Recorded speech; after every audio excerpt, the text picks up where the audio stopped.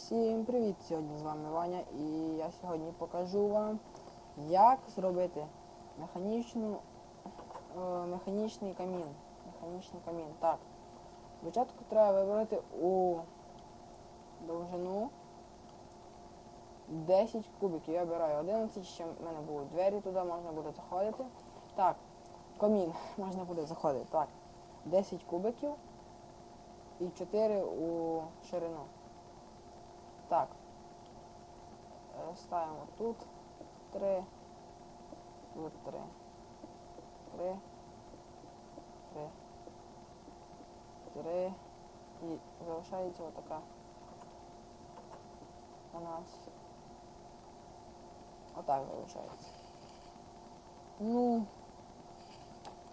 я так ще зроблю. Получається вже просто так, як його, забудова каміну. Так, тепер заходимо сюди, ставимо тут роздатчик.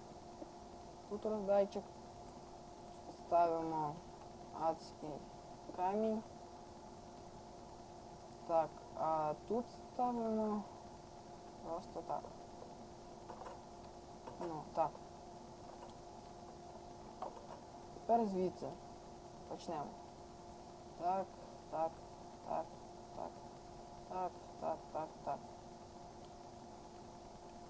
Так не вийшло. Я забув. Точно. Де отак.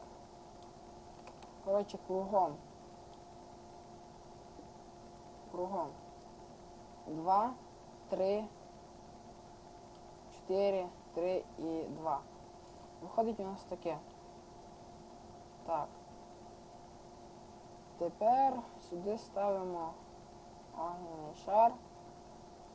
І сюди теж ставимо огняний шар.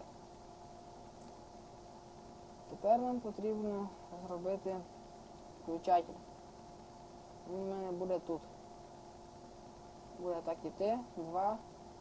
1 тут буде отака штучка. І отак. Тут буде у нас стояти рычаг. Зараз візьму рычаг. Ставлю тут рычаг. Бачите, вже так. Але ви його не будете могти затушити. Комусь такий камінь буде робитися, комусь хочете, якщо хочете, можна буде затушувати. І не треба буде, як його, отак. Зараз подивимось. От бачите, він тут і осіщає все. Але його затушити треба буде лише так. Ну, мені таке, я ж що, проста людина, я буду сам тушити. Візьму я так.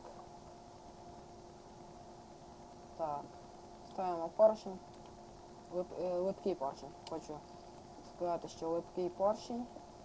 Простим поршнем, ви знаєте. Він не ліпиться. Так. І все.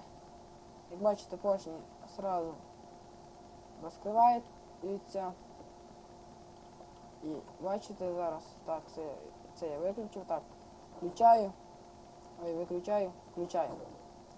Камін загорається, все так класно горить, потім виключили, поршні забрали ці штуки. Так. Так. Виключили, включили, виключили, так. Такий домик. Тут ще один. Там домики мої 2. І тут ще один камін. Бачите?